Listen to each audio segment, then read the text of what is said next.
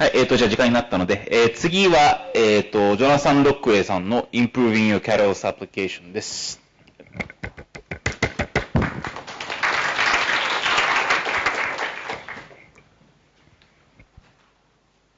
Okay.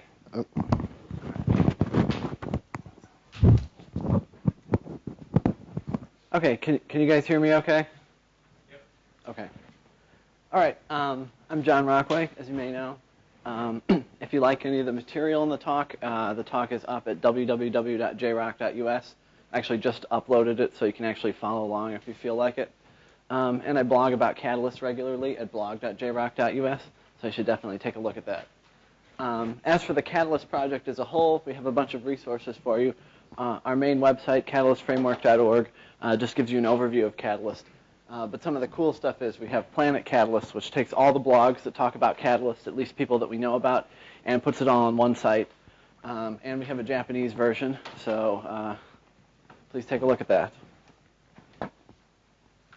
Okay, so a couple months ago, I finally published my Catalyst book.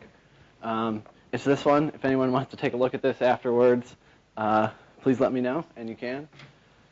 If you do happen to get the book, there's the runnable code and a list of problems with the book at my website. So if you get the book, take a look there, and it'll help you out a lot. Okay, so what we're going to talk about today is recipes and techniques for making your application better.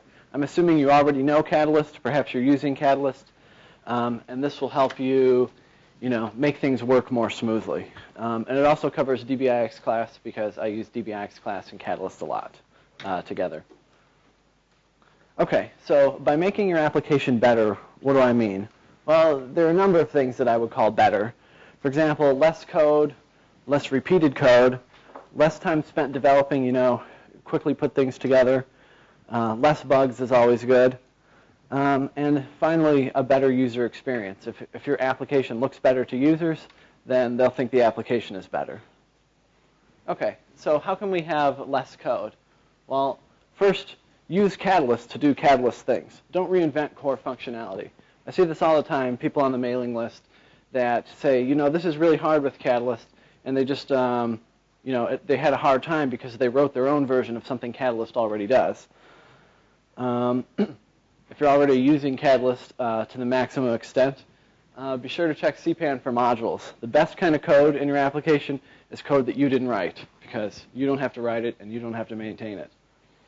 And finally, once you're comfortable with this, start making your own modules. The reason is, when you upload a module to CPAN, all of a sudden other people start using it, and they have problems, and they send you a patch. So now you have people working on your application that don't even work at your company, and they're working for free.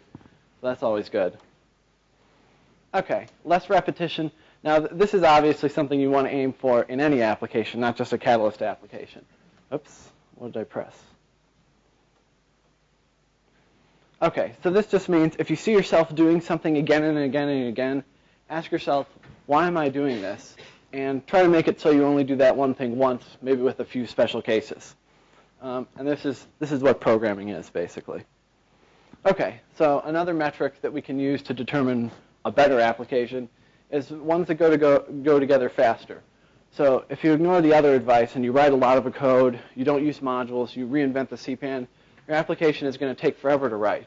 And if that happens, stakeholders in your application are going to start getting upset. So don't do that.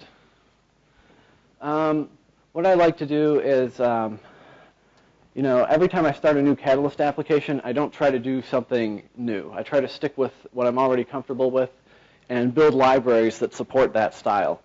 So, rather than just start with a clean slate, I want to make my new applications look like my old ones, so they don't have to waste time, with things that don't work. Oops. Okay, and finally, if you write less code, you're going to have less bugs, and this makes your application better. CPAN modules work that way. If you have thousands of people using your module, and your module is a key part of your application, then you have thousands of testers. So just keep that in mind. All right, so back to the first point. How do you write less code? Well, let me show you an example of something. This comes up on the mailing list every so often. Someone writes a default sub like this. So they They shift off self and C like you would expect, and then they shift off some other arguments from the URL. And if you know Catalyst, the default action is the one that gets run when nothing else matches. So what they do is they make it so their application matches nothing, and everything goes through this default sub. And then they use some logic to dispatch to another controller or action. This is bad because you basically reinvented Catalyst, and so you're using all of Catalyst, you're bringing it all into your application, but you're not using any of the features. So it's better, rather than reinventing, to learn the correct way to implement this, and let's just put the :local after the action. And now Catalyst will handle the matching for you, and that's code that you don't have to maintain anymore. Now, this is a simple example, but things come up like this all the time.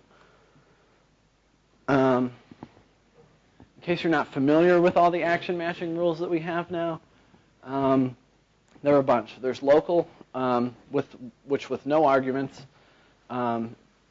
matches an action at the controller root that's named after the subroutine. So if you have sub foo local, then it's going to match an action called foo. But you don't have to name your sub what you want the action to be. You can just pass an argument to local, and then that will be the name of the action. So the subroutine name and the action name don't have to correspond. You can still use local even if you want to do something like this. Now, if you've been using Catalyst for a long time, you might have a sub-index private. That doesn't work well anymore. So we have the path match. So you can just match something right at the base of your controller. And the common idiom is to say :path arg0, and that's the same as index, except it'll work a little bit more cleanly with everything else. And finally, if you see a default in your application, you should be worried, unless it's just saying like C status equals 404, and it's rendering a template. Default is a last resort. Try to never use it, except for 404 pages.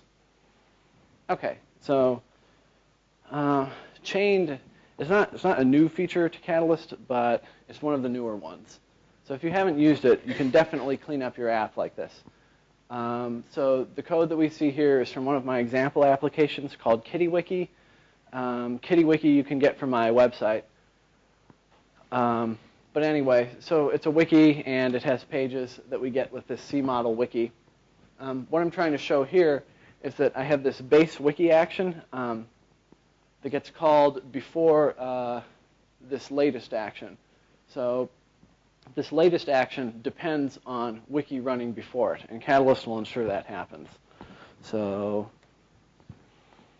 for example, if I say that the base of our chain is at /wiki and it takes one argument, then I can chain another action on top of it, like latest or edit or anything that involves the wiki page, and Catalyst will run wiki, process that, and then call the next action automatically.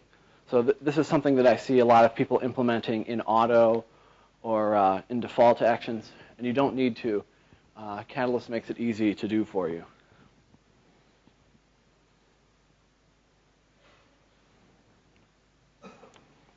Okay, and even though you have this wiki action, it only works if there's something attached to it. So the wiki is the base, and then you have operations after that. There's no such thing as just calling wiki by itself.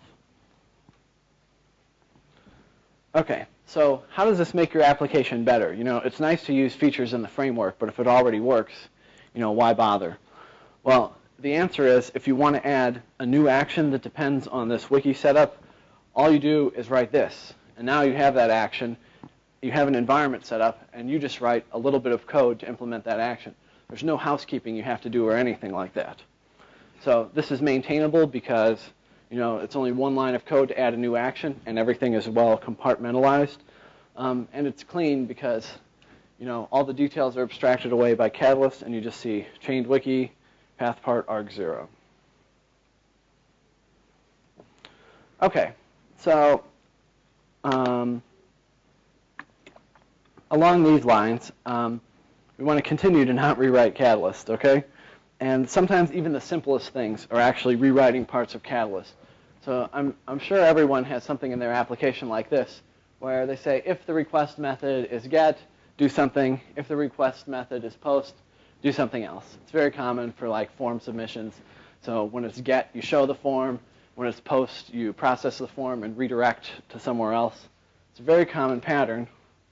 And this is really ugly to look at, and it's way too much code for such a common pattern. So there's something on CPAN called catalyst action rest. This lets us declare some action up here. And I'm just using colon whatever and colon action as just colon something after your subroutine. Obviously, whatever doesn't mean anything to Catalyst, but it's taking the place of something that does mean something. But anyway, so you have your action, and then you can write a subroutine action get and subroutine action post. And these get self and C, but they only get called when the request method is get or the request method is post. Now, the advantage of this approach is that now Catalyst knows what your action is trying to do. It knows that there's a separate code path for get and a separate code path for post. And it can generate some handlers for this. For example, if you send a delete request to the action that we wrote initially, it would just fall through and do nothing. In this case, since Catalyst knows that you're trying to dispatch based on method, it can see the delete request and it'll send a method not available message back to the client. So, this improves the experience for the end user because now they get more information out of your application and you write less code. Okay. So obviously, you can't be expected to know everything about Catalyst when you're writing your application. But if you're ever wondering, there might be a better way to do this, don't wonder. Check CPAN. There's tons of Catalyst everything on CPAN. Take a look there. If that doesn't help you, join the IRC channel and just ask, hey, I'm trying to dispatch based on get, post, or delete. Is there any way to make that easier? And people have asked that question, and that's why we have a module now. And of course, in addition to the IRC channel, there's a mailing list where you'll probably get a better answer. But the bottom line is, ask before you reinvent something. It'll save you time, and in an ideal case, we can get you, if the module doesn't already exist, we can get a group together to help you write that. And then you've helped everyone in the Catalyst community, thousands of people. Okay? All right, so the next way to improve your application is to not repeat code as much. And the way I do this in Catalyst is by not using Catalyst for everything. Like a lot of people start using Catalyst and they think, I've got to have a Catalyst model and a Catalyst view and a bunch of Catalyst controllers and Catalyst, Catalyst, Catalyst. And I've got to use Catalyst tests to test everything. You don't have to do this. Catalyst is not a religion. It's just a module from Perl. So don't let it make your life more difficult. Let it make your life easier. So you're asking, are you really telling me not to use Catalyst? No. But the point is, don't use it for everything. Don't tie your application to Catalyst. It's just a tool. Okay. So here's a code example. And what I'm actually doing here is not important at all. What you're supposed to see is that if the user exists, we do something. If the user doesn't exist, we do something else. And we do all these complicated modifications to the database right in the controller. Now, it's not just, people will say it's bad to do this, but it's not just bad because we say it's bad. It's bad because it is almost impossible to test this code. If you want to test everything without mocking anything, you're going to have to open it up in the web browser and type in test data. And you don't want to do that. That's a complete waste of time. Also, when you have this code sitting in your Catalyst controller, you can't really use it for anything else. I mean, sure, you can load the module and call the subroutine, but you're depending on this $C context that you're going to have to mock. So it's impossible almost to reuse this code if you leave it in here. So Perl is supposed to make easy things easy and hard things possible. So if you're doing something that makes things impossible, you're doing it wrong. So how can we fix this? Well, we can just write all this complicated logic in some class. So I'm just making a Moose class here, and it has a schema, which is the database schema we need, and the current user, which is the current Catalyst user. We create a new instance of that, and then we have some subroutine to do all of our work. There's no Catalyst involved here, even though this is the exact same logic that we had in our Catalyst application. Okay, so let me just show you how quickly we can use this. I'm just going to write a test more test to see if this works. Oh yeah, and this DBICX test database, I don't actually have a slide for this, but it's a module that I wrote that will create a temporary directory, read your DBIX class schema, and make a SQLite database in that temporary directory, and then connect DBIX class to it. So you can just create a temporary DBIX class database at the beginning of your test script, use it, and then it goes away when you exit. So, you're using a real database, but it's not your production database. So you don't have to worry about your tests screwing anything up. Everything will be fine. Okay, so anyway, that returns a DBIX class schema. And so we're going to get the current user, and then we just pass the schema and the user to our weird logic class. We make sure we got an instance back. Then we call our logic, and then we just write some tests to see if that worked. So we're just using this module outside of Catalyst, but it's doing the exact same thing. Now, to use this from Catalyst, you're probably familiar with all the things on CPAN, like Catalyst model, whatever. Those are fine, but, feel free to write your own. So in this case, we're going to write Catalyst model weird logic, so we can glue that weird logic class into our Catalyst application. Now, since this is a pattern that I did a lot, I wrote a module called Catalyst model adapter that will take a regular class and make it work with Catalyst, so you don't have to write hardly any code. And there are 3 variants on Catalyst model adapter. There's Catalyst model adapter, which will create an instance of your class when your application starts up, and every time you call cmodel, whatever, it'll return that exact same instance. So the DBIX class schema works this way. When your application starts up, it connects to the database, and then every time you ask for that schema, you get the same schema object back in your application. The next thing is factory. What that does is every time you call cmodel your model, it creates a new instance of the class and returns it. So this is almost the same as saying your class new instead of cmodel whatever. And finally, there's factory per request. And what that does is the first time in the request you call cmodel whatever, it'll create an instance and return that. And then every time elsewhere in the request, it'll return that exact same instance. But then on the next request, it'll be a brand new object.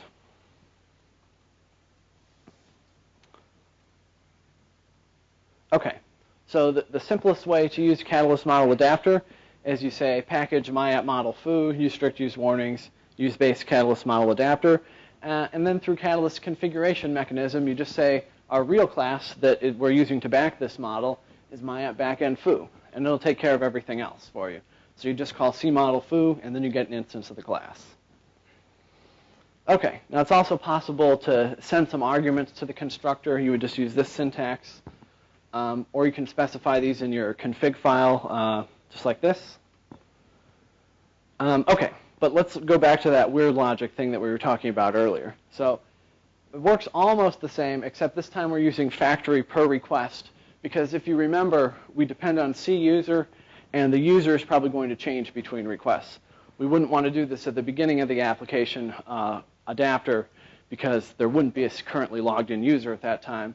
And factory you could use, but I said why not just cache this and use per request.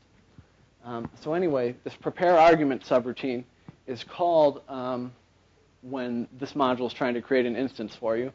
And it'll just send this to the constructor. So you can see we get our DBIC model and the current user and pass that in. So now on the Catalyst side, instead of that long thing we had before that was impossible to test and impossible to maintain, we just say cmodel weird logic, call our subroutine. Oh yeah, and we just need to pass in that one foo argument. Okay, but that's it. So we have testable code, and our controller is much smaller. So what you really want to aim for is your Catalyst controller should be really, really small. All they should do is they should talk to some model, put some data in the stash, and render a template. All you want to do is implement your application as a series of classes, and then use a little tiny bit of glue to make that work on the web. So don't think of the web application as your application. Just think of the web part as, just kind of a nice wrapper around your application so that people can actually use it.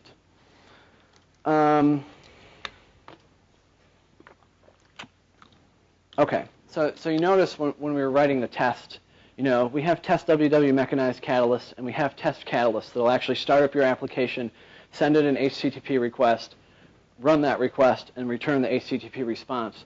That's fine, but I like to test things in isolation. So if you write things this way, you'll actually never have to use test catalyst or test WW mechanized catalyst.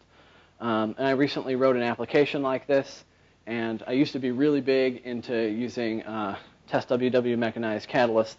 If you look at Anger Whale, you can see that the test suite takes about 5 minutes to run because there's so many mechanized tests. But this new one, the user interface is mostly JavaScript anyway, so I only wrote tests for the back end, and it works fine. Okay, one thing I want to digress to is to talk a little bit about the Catalyst configuration. This is like probably the #1 thing module authors have a problem with when using Catalyst. So let me just show you how it works.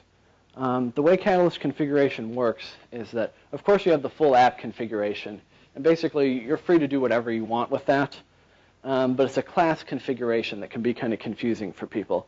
So, for example, if you have Catalyst model foo again, and you want to provide bar as the default value for the foo configuration key, this is the syntax you would use to do it. You just say package config foo arrow bar like this. And then, this is the critical point, you read it by looking in your self hash and looking for the key. You do not read package config. Package config is write only. Never, ever read it. I put that there twice, just so you didn't think I was kidding or something. I'm serious. Okay. So anyway, once you've written your class that works like that, like this, there are other ways to get configuration in there. Okay? In your application, you can use the same package config, except the package this time is now like your myapp.pm class. And you just say model foo, and you can set a configuration hash for that. And now it'll override anything that was set up directly in the package.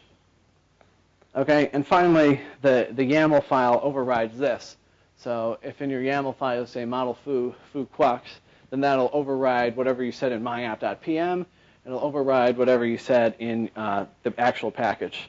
Now, I prefer YAML for configuration, but officially we're changing to config general format like Apache in the next release. But there are tons of different formats you can use. They're all provided by this config any module. So just check out config any, and that's how you can write your config file. Okay, so the key point is that package config inside a model view controller or component is write only. Never try to read from it, and you'll be fine. Okay, so let me just show you a quick module that I wrote to make my code a little bit simpler. Occasionally I'm writing a controller, and I have some actions that sort of do the same thing, so I factored them out into helper functions like this. So I have an action that calls helper and another helper, but since maybe they need C request or C response or something like that, I have to pass in $C. So I pass in $C, pass in $C. That's really hard to type, and I don't like doing that. So I wrote Catalyst component accept context. What that will do is that it works with some internals in Catalyst called accept context, and it'll basically add a self-context accessor to your controller or model or view or component. Okay? So now instead of passing C to self helper and self another helper, you can just pull it right out of your self.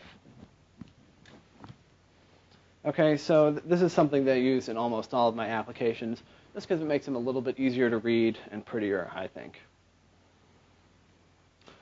Okay, so I think originally I wrote it to use with models and views because people were asking on the mailing list how to do this. And I was tired of explaining it. I just wanted to say, hey, use this module. But really, if you need $C in your model, you're probably doing something wrong. So you might need it, and if you do, go ahead and use it. But if you can think of another way to get the same effect, then try that. And the manual page for Catalyst component accept context shows you some of the other ways. So it's kind of interesting that most of the module's documentation is telling you how to not use the module. Okay, another question that comes up once in a while is how do I use Moose with Catalyst? Well, as you saw in our model example, Catalyst doesn't care what object system you use to build your models. So you can use Moose to write most of your application if you write it all in classes and glue it to Catalyst with adapter. Inside Catalyst, you can say use Moose in your controller, but it doesn't actually work. But there is a way to make it work. So there are these two ways. Basically, you know how Catalyst actions have those weird attributes after them? Well, in order for those to be parsed, Catalyst controller needs to be loaded. But when you use extends in Moose, it runs at runtime and not compile time. So basically, you need to put extends in a begin block, or say use base Catalyst controller and then use Moose. So either of these will work. But the one thing that doesn't work is the new method. So if you have any that you want to initialize in new, like default values and type constraints and all those other neat Moose features, it just doesn't work in controllers right now, because what Next does, Next is the MRO system we're using in Catalyst, and basically it doesn't look at the Moose object new. It sees Catalyst component new first, calls that, and never bothers to call anything else. So I don't know if that's a bug or not, but right now it prevents Moose from working 100% perfectly as a controller. But as models and views, you won't have any problems. Okay, so if you do this, you can use Moose. The next version of Catalyst 5.8 is actually going to be based entirely on Moose. You won't have to rewrite your application or anything. It'll just be an internals thing, but it'll be exposed to you to take advantage of if you want to. So if you want to try Moose right now, you can, and the new version of Catalyst will make it even easier to use Moose. Okay, Catalyst-based controllers are one of my favorite features, and it's something that I have to explain a lot. I think when it was being designed, people thought it would be obvious. If you have similar code, just subclass it. But apparently, people don't expect it to work. So it does work. If you have a bunch of common Catalyst applications, put them in a class. If you want to specialize them, make a subclass. It works perfectly. So let me just show you an example. Say I write some base controller, like my app base controller hello, and this just has a local hello action in it that does something interesting. I can have two controllers, A and B, that both subclass this base controller. And when I do that, the actions get applied to the subclass. Catalyst doesn't care about the base class because it doesn't have my app controller as the beginning of the module name. It only cares about A and B. Since A and B inherit everything from the base controller, it works just as though you actually wrote sub-hello in A and sub-hello in B. So you get /A/hello and /B/hello. So let me show you how you can use this. Something that comes up a lot is, you have a bunch of database tables and you just want to do simple things like add a row to this database table, list this database table. And there are a lot of ways to do this, but one is to just make a base controller. And in the base controller, we get the model name from the configuration, and then we store the records in the stash, and then something else happens. So that's what we do in our base controller. We just write this show all action. And then in users, say we have a users table, so we make a users controller, subclass base controller CRUD, and then just configure model name to be user. And now you have a /user/show all action. And it uses cmodel DBIC users all, and that's what goes into the stash. So now the next time you add another table, whoops.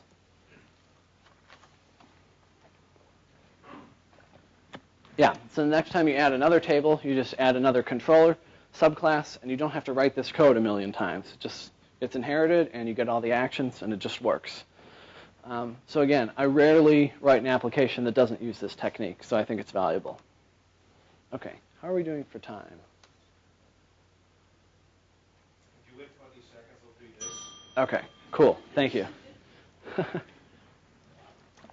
Okay, so DBIX class and Catalyst really have nothing to do with each other. They're completely separate projects. You can use Catalyst without DBIX class, and you can use DBIX class without Catalyst.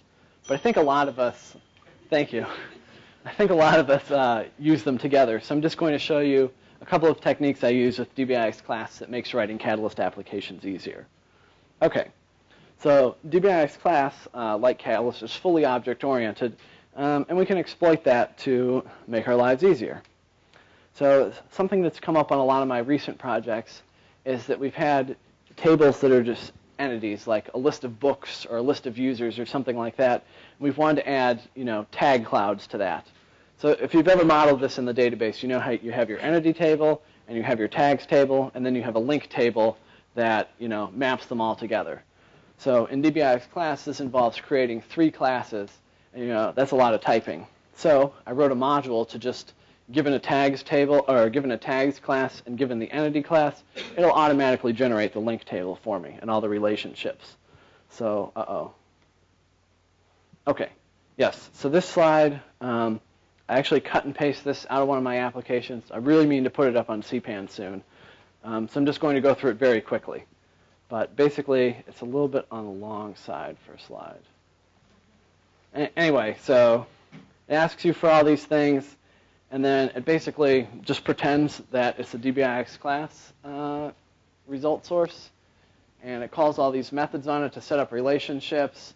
It checks what the primary key of the left table and the right table are. So basically, it introspects the 2 tables and makes a new one and sets up all the relationships. Yeah. So basically, the way you use this is you just say, this is the left side, this is the right side. I want to call the left side foo, the right side tags, and the table will map foo tags. And then when you deploy this class to your database, you magically have that table. Oh yes, and DBICX deploy is another module that I don't have a slide for, but basically, if you download this from CPAN, it'll give you a command line utility called DBIC deploy, and you give it the class name and your database name, and it'll automatically deploy your schema there. Now, I didn't write any of the deployment code. This is just like a 3-line shell script wrapper to the important stuff. It's already included with DBIX class, so you can do this without my module. But anyway, after all this is created, you can get your foo result set and find all the tags, and you can find a tag and get all the foos with that tag, and so on. It just sets everything up for you. And the point of this is, if you think abstractly, then you can make writing your application a lot easier.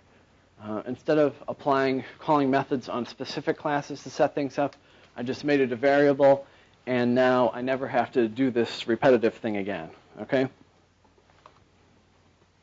All right, another DBIX class feature I like is restricted result sets. What this lets you do is it lets you put restrictions on a schema that prevents the application from getting certain result sets. So basically what this means is that Catalyst will use the restricted schema, and even if there was a bug in your Catalyst application, if your restriction rules were correct, you wouldn't be able to corrupt the database. So this makes coding a lot easier. Let me just show you an example. Anyway, so we just load this DBIX class schema restrict with object. This is on CPAN. We load that into our schema class. And then, for example, say we have a user class and a foo class, and the user has many foos. Well, what we say in user is we write this restrict foo result set. And what this tells restrict with object is whenever the schema is restricted with a user object and they're trying to get a foo result set, then call this code to process the result set.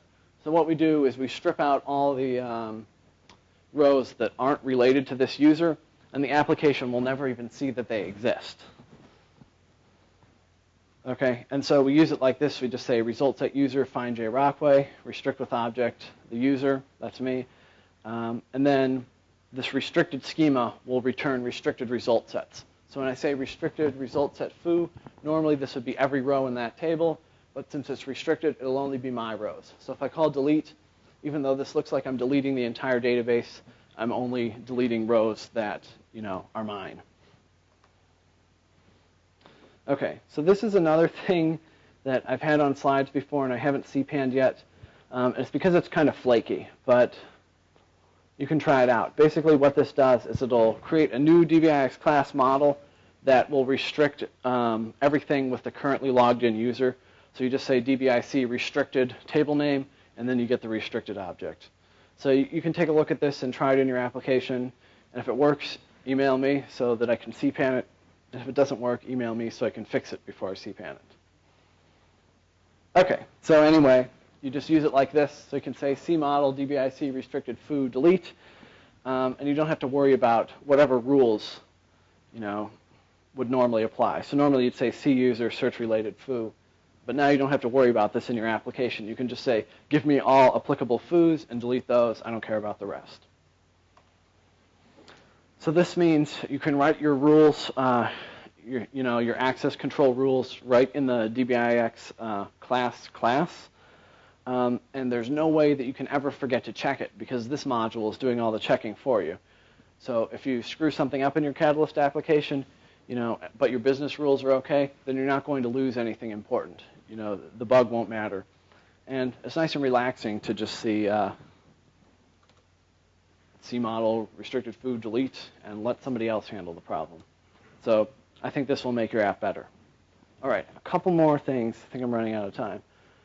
Anyway, Catalyst recently got a new authentication system. If you're still using the old system, it works, but you should consider upgrading to the new authentication system. The way the new authentication system works is it has the concept of realms, and these realms can be multiple. You can have multiple sources to get users from. So a realm will have a source of users, and it'll have some way of verifying a user's password.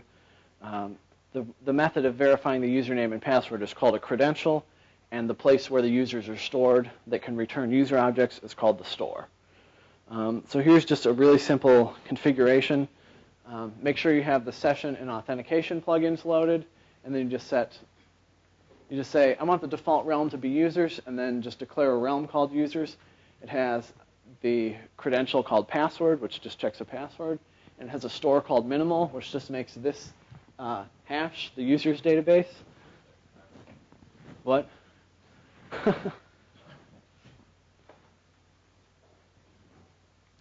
Okay, and so now you don't need to load authentication credential, authentication store. Just load authentication up at the top of your app, and this will handle everything. And once you do this, basically, you have a standard way of getting data from the user object. You just call get on it. So even if you have different realms, your code doesn't need to treat them differently. And user exists tells you whether or not a user is logged in. Okay. Okay. Does anyone have any questions on this? All right. Let me really quickly show you the bonus slides, and then we'll go to the real questions. Okay. So I just wanted to show you this program I recently wrote. It's called App Template Server. Using this doesn't really make your Catalyst application better, but I think it's cool. So anyway, what it'll let you do is often it comes up you want to try the template toolkit templates you have associated with your application. Maybe you want your web designer to be able to work on that while he's on the train or something like that, but without having to install Perl and Catalyst on the laptop. So if you use App Template Server, you don't need Catalyst to render your Catalyst templates. You can just use App Template Server. So it supports every templating system that I know of: Template Toolkit, Template Declare, HTML Template, Mason, ClearSilver, and it's really easy to write new providers. I think I wrote all of these on one day. But anyway, so to try this out, just say cpan install App Template Server, install the provider of your choice, make some templates, and then just start Template Server. This will get installed with the cpan module. And yeah, if you visit that server in the web browser, it'll print out the URL. You'll see a list of all the available templates, and you can click one, and it'll render it. But of course, templates don't look very good without data in them. So, in template you say, hello world, and you want world to be interpolated. Well, without your application, where does that data come from? Well, there's a data.yml that you can put in that template directory, and then you can just specify a static set of data. But what happens in Catalyst a lot is you have these function calls. So you have CURI for, and you want that to return something, or you want to call bar on the foo object, and so on. Well, I wrote this module called package from data that lets you declare all these things in a YAML file, and it'll create all the packages at runtime. So you can make all this work, and we're out of time. And your time is up. Okay, now we're really done. Any questions? Okay, really quick. じゃあ時間がないんで、早めに、ちょっと急ぎ目で、質問のある方。Yes. You don't have a question. Anybody with a question? 質問ないですか？大丈夫ですか？大丈夫ですね。はい、じゃあ、以上です。はい。Thank you.